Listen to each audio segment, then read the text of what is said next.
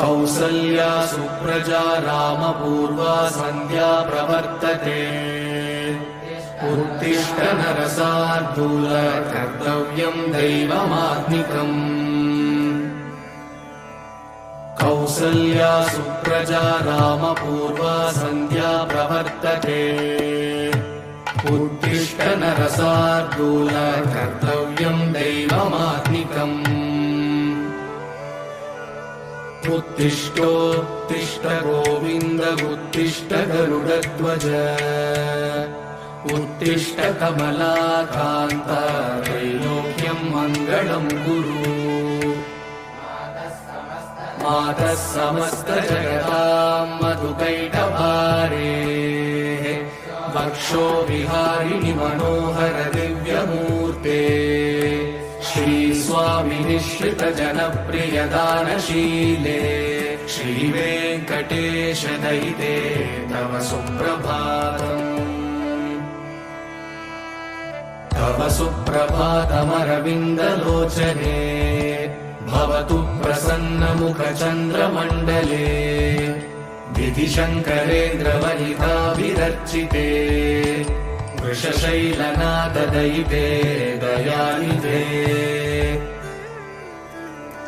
अत्र्यादिसप्तऋषयः समुपास्य सन्ध्या आकाशसिन्धुकमलानि मनोहराणि आदाय पादयुगमर्चयितुम् प्रपन्नाः शेषाद्रिशेखर विभो तव सुप्रभातम् पञ्चाननाब्ज भव षण्मुखवासवाद्याः त्रैविक्रमादिचरितम् विबुधास्तु वन्दी भाषापतिः पठति वासरशुद्धिमारात् शेषाद्रिशेखर विभो तव सुप्रभातम् ईषत्प्रफुल्ल सरसीरुहनारिकेलफूगद्रुमादिसुमनोहर पालिकानाम् आवादिमन्दमनिलः सह दिव्यगन्धैः शेषाद्रिशेखर विभो तव सुप्रभातम्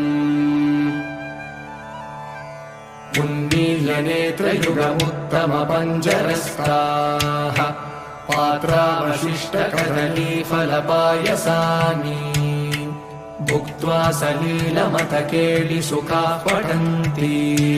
शेषाद्रिशेखर विभो तव सुप्रभातम् तन्त्री प्रकर्ष मधुरस्वनया विपञ्च गायत्यनन्तचरितम् तव नारदोऽपि भाषा समग्रमसकृत्करसाररम्यम् शेषाद्रिशेखर विभो तव सुप्रभातम्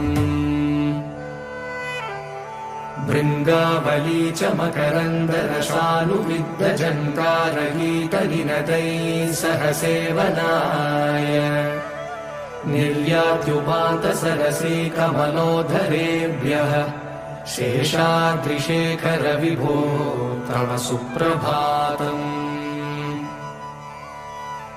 योषागणेन वरदग्निविमध्यमाने घोषालयेषु दधिमन्थनतीव्रघोषाः रोषात् कलिम् विदधते ककुपश्च कुम्भाः शेषाद्रिशेखर विभो तव सुप्रभातम्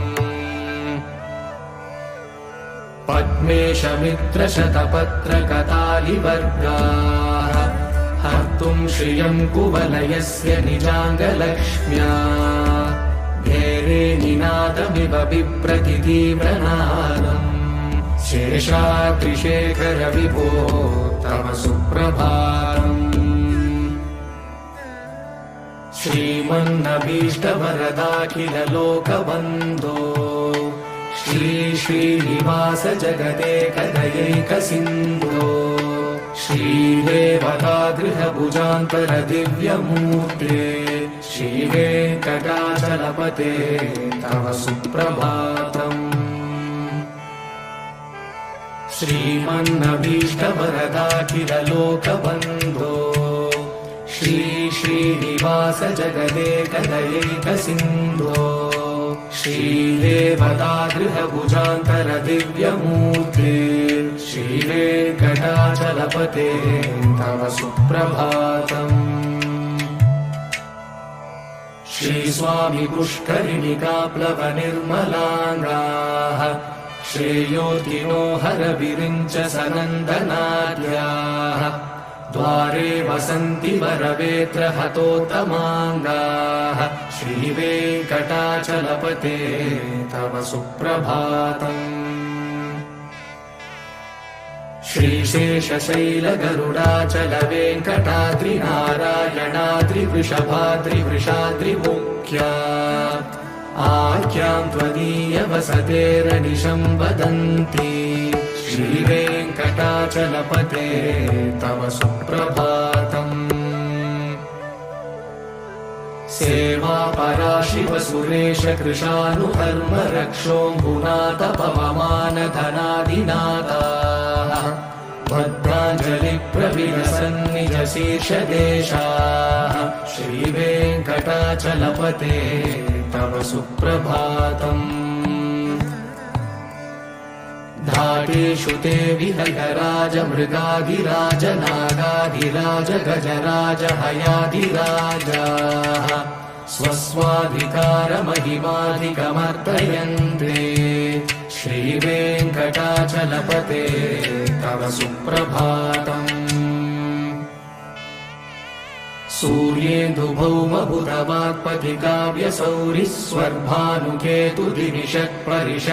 सूर्येन्दुभौमबुधवाक्पतिकाव्यसौरिस्वर्भानुकेतुदिविषत्परिषत्प्रधानाः त्वद्दासदासचरमावधिदासदासाः श्रीवेङ्कटाचलपते तव सुप्रभातम्। त्वत्पादधूलिभरितस्फुरितोत्तमाङ्गाः स्वर्गापवर्गनिरपेक्ष निजान्तरङ्गाः कल्पागमाकलनयाकुलतां लभन्ते श्रीवेङ्कटाचलपते तव सुप्रभातम्। त्वद्गोपुराग्रशिखराणि निरीक्षमाणाः स्वर्गापवर्गपदवीं परमाश्रयन्तः मर्त्या मनुष्यभुवने मतिमाश्रयन्ते श्रीवेङ्कटाचलपते तव सुप्रभातम्। श्रीभूमिनायक दयादिगुणामृताब्धे देवादिदेव जगदेक शरण्यमूर्ते श्रीमन्ननन्त गरुडादिभिरर्चिताङ्गे श्रीवेङ्कटाचलपते तव सुप्रभातम्। श्रीपद्मनाभ पुरुषोत्तम वासुदेव वैकुण्ठमाधव जनार्दन चक्रपाणे श्रीवत्सचिह्न शरणागत पारिजात श्रीवेङ्कटाचलपते तव सुप्रभातम्। कन्दर्पदर्पहर सुन्दर दिव्यमूर्ते कान्ताकुचाम्बुरुह कुट्मललोल दृष्टे कल्याण निर्मल गुणाकर दिव्यकीर्ते श्रीवेङ्कटाचलपते तव सुप्रभातम्। नीलाकृते कमठकोल नृसिंहवर्णिन् स्वामिन् परश्वत तपोदन रामचन्द्र शेषांश रामय गुणन्दन कल्किरूप श्रीवेङ्कटाचलपते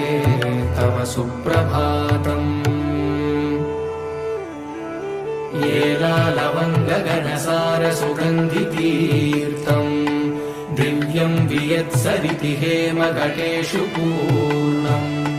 धृत्वा द्रवैदिकशिखामणयः प्रहृष्टाः तिष्ठन्ति वेङ्कटपते तव सुप्रभातम्।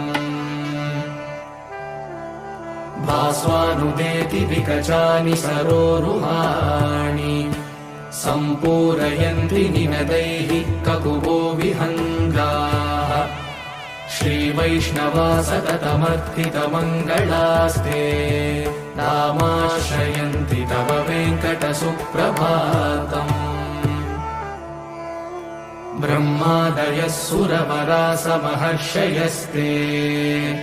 सन्तः सनन्दनमुखास्तव योगिवर्याः दामान्तिके तव हि मङ्गलवस्तु हस्ताः श्रीवेङ्कटाचलपते तव सुप्रभातम् लक्ष्मीनिवास निरवध्य गुणैकसिन्धो संसारसागर समुत्तरणैकसेतो वेदान्तवेद्य निज वैभव भक्तभोग्य श्रीवेङ्कटाचलपते तव सुप्रभातम् लक्ष्मीनिवास निरवध्य गुणैकसिन्धो संसारसागर समुत्तरणैकसेतो वेदान्तवेद्य निज वैभव भक्तभोग्य श्रीवेङ्कटाचलपते तव सुप्रभातम् इत्थं वृषाचलपतेरिह सुप्रभातम् ये मानवाः प्रतिदिनं पठितुं प्रवृत्ताः तेषां प्रभातसमये स्मृतिरङ्गभाजा प्रज्ञां परार्थसुलभां परमां प्रसूते इत्थं वृषाचलपतेरिह सुप्रभातम् ये मानवाः प्रतिदिनं पठितुं प्रवृत्ताः तेषां प्रभातसमये स्मृतिरङ्गभाजा प्रज्ञां परार्थसुलभां परमां प्रसूते कमलाकुचूषुककुङ्कुमतो नियतारुणितातुलनीलतनो कमलायतलोचनलोकपते विजयी भव वेङ्कटशैलपते कमलाकुचूषुककुङ्कुमतो नियतारुणितातुलनीलतनो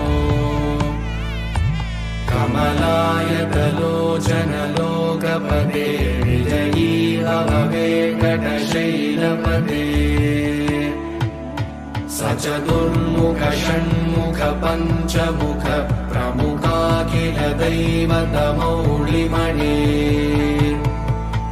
शरणागत वत्सल सारहिते परिपालय मां वृषशैलपते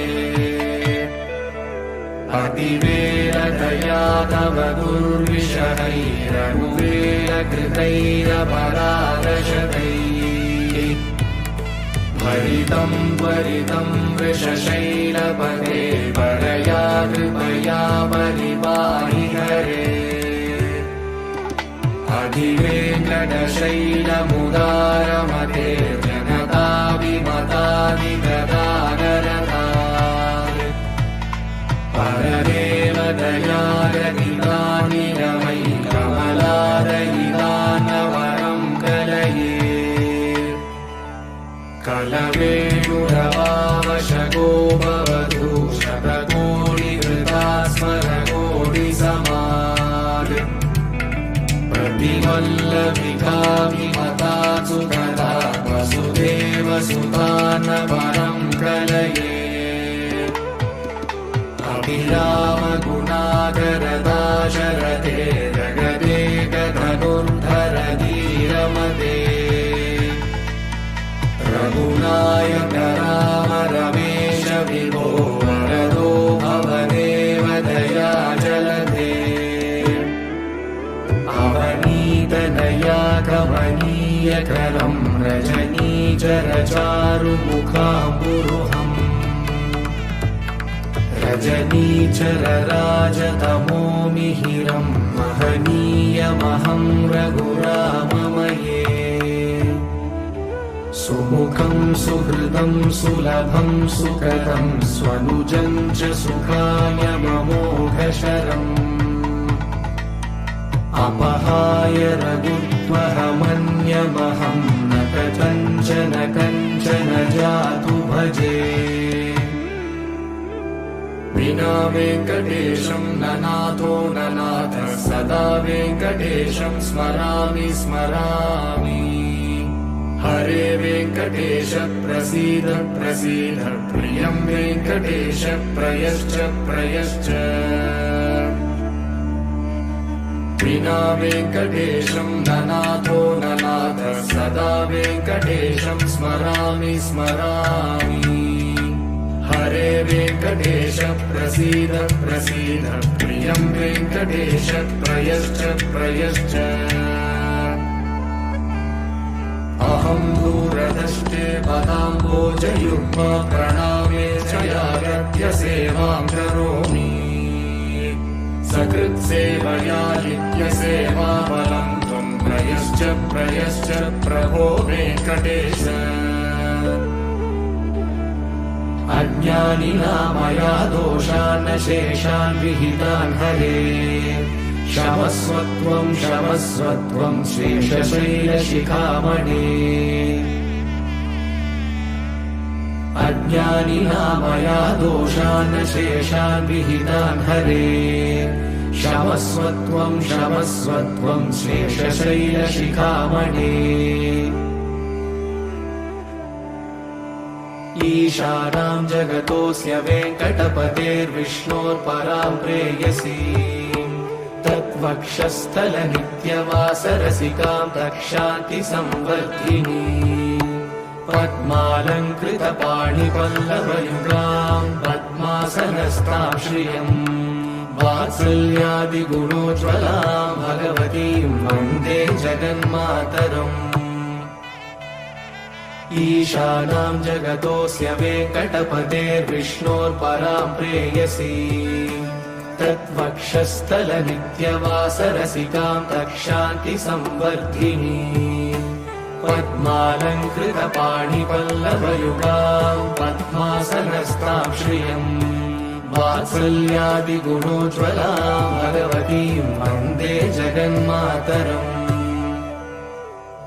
श्रीमन्कृपाजलनिधे श्रितसर्वलोकः सर्वज्ञशक्तनथवत्सल सर्वशेषिन् स्वामिन् सुशीलसुलभाश्रितपारिजात श्रीवेङ्कटेश शरणं शरणं प्रपद्ये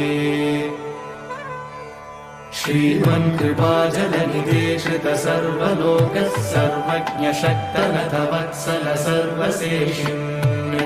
स्वामिन् सुशीलसुलभाश्रितपारिजात श्रीवेङ्कटेश शरणं शरणं प्रपद्ये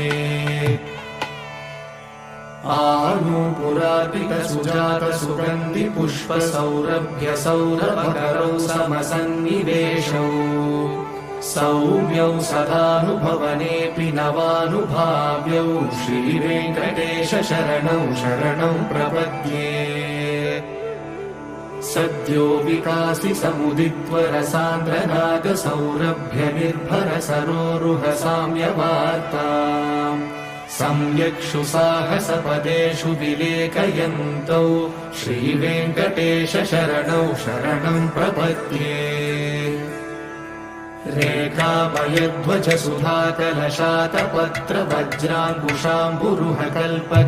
रेखामयध्वजसुधाकलशातपत्रवज्राङ्कुशाम्बुरुहकल्पकशङ्खचक्रैः भव्यैरलङ्कृतकलौ परतत्त्वचिह्नैः श्रीवेङ्कटेश शरणौ शरणं प्रपद्ये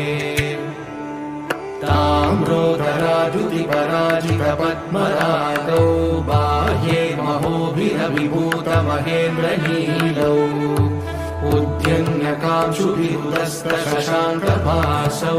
श्रीवेङ्कटेश शरणं शरणं प्रपद्ये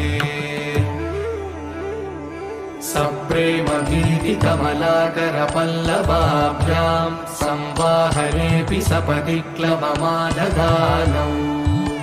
कान्ता भवान् मनसगोचरसौ कुमार्यौ श्रीवेङ्कटेश शरणौ शरणं प्रपद्ये लक्ष्मीमहीतदनुरूपनिजानुभावनीलादिदिव्यमहिषीकरपल्लवानाम् आरुण्यसङ्क्रमणतः किल सान्द्ररागौ श्रीवेङ्कटेश शरणौ शरणं प्रपद्ये नित्यानमद्विति शिवादिकिरीटकोटिः प्रद्युक्तदीप्तनवरत्नमहः प्ररोहैः नीराजनाविधिमुदारमुपाददानौ श्रीवेङ्कटेश शरणौ शरणं प्रपद्ये विष्णोपदे परम इत्युदितः प्रशंसौ यौ मध्ववुत्स इति भोग्यतयाभ्युपातौ भूयस्ततेति तव पाणितलः प्रदिष्टौ श्रीवेङ्कटेश शरणौ शरणं प्रपद्ये पार्थाय तत्सदृशसारथिना त्वयैव यौ दर्शितौ स्वचरणौ शरणं व्रजेति भूयोऽपि मह्यमिह तौ करदर्शितौ ते श्रीवेङ्कटेश शरणौ शरणं प्रपद्ये मन्मूर्तिकालियफणे विकटाटवेषु श्रीवेङ्कटाद्रिशिखरे शिरसिश्रुतीनाम् चित्तेऽप्यनन्यमनसां सममाहितौ ते श्रीवेङ्कटेश शरणौ शरणं प्रपद्ये अम्लानहृष्यतवनीतरकीर्णपुष्पौ श्रीवेङ्कटाद्रिशिखराभरणायमानौ आनन्दिता किल मनोनयनौ तवैतौ श्रीवेङ्कटेश शरणौ शरणं प्रपद्ये प्रायः प्रपन्नजनता प्रथमावताह्यौ मातुस्तराभिवशिशोरमृतायमानौ प्राप्तौ परस्परधुरामतुलान्तरौ ते श्रीवेङ्कटेश शरणौ शरणं प्रपद्ये सत्त्वोत्तरैः सततसेव्यपदाम्बुजेन संसारतारकदयाद्रगृहञ्चलेन सौम्योपयन्तृमुनिनामवदर्शितौ ते श्रीवेङ्कटेश शरणौ शरणं प्रपद्ये सत्त्वोत्तरैः सततसेव्यपदाम्बुजेन संसारतारकदयाद्रगृहञ्चलेन सौम्योपयन्तृमुनिनामवदर्शितौ ते श्रीवेङ्कटेश शरणौ शरणं प्रपद्ये श्रीशश्रिया घटिकया त्वदुपाय भावे प्राप्ये त्वयि स्वयमुपेयतया स्फुरन्त्या नित्याश्रिताय निरवद्य गुणाय तुभ्यं शां किङ्करो वृषगिरीश न जातु मह्यम् श्रीशश्रिया घटिकया त्वदुपाय भावे प्राप्ये त्वयि स्वयमुपेयतया स्फुरन्त्या नित्याश्रिताय निरवद्य गुणाय तुभ्यं शां किङ्करो वृषगिरीश न जातु मह्यम् श्रियकान्ताय कल्याणनिधये निधयेऽर्तिना श्रीवेङ्कटनिवासाय श्रीनिवासाय मङ्गलम् श्रियकान्ताय कल्याणनिधये निधयेऽर्तिना श्रीवेङ्कटनिवासाय श्रीनिवासाय मङ्गलम् लक्ष्मी सविभ्रमालोकशुभ्रुविभ्रमचक्षुषे चक्षुषे सर्वलोकानां वेङ्कटेशाय मङ्गलम् श्रीवेङ्कटाद्रिशृङ्गाग्रमङ्गलाभरणाग्रये मङ्गलानां निवासाय श्रीनिवासाय मङ्गलम् सर्वावयव सौन्दर्य सम्पदा सर्वचेतसा सदा सम्मोहनायास्तु वेङ्कटेशाय मङ्गलम् नित्याय निरवध्याय सत्यानन्दचिदात्मने सर्वान्तरात्मने श्रीमद्वेङ्कटेशाय मङ्गलम् स्वतः सर्वविदे सर्वशक्तये सर्वशेषिणे सुलभाय सुशीलाय वेङ्कटेशाय मङ्गलम् परस्मै ब्रह्मणे पूर्णकामाय परमात्मने प्रयुञ्जे परतत्त्वाय वेङ्कटेशाय मङ्गलम् आकालतत्त्वमश्रान्तमात्मनामनुपश्यता अतृप्यमृतरूपाय वेङ्कटेशाय मङ्गलम् प्रायस्वचरणौ पुंसां शरण्यत्वेन पाणिना कृपया दिशते श्रीमद्वेङ्कटेशाय मङ्गलम् दयामृततरङ्गिण्यास्तरङ्गैरिव शीतलैः अपाङ्गैः सिञ्चते विश्वं वेङ्कटेशाय मङ्गलम् सद्भूषाम्बरहेतीनां सुषमावहमूर्तये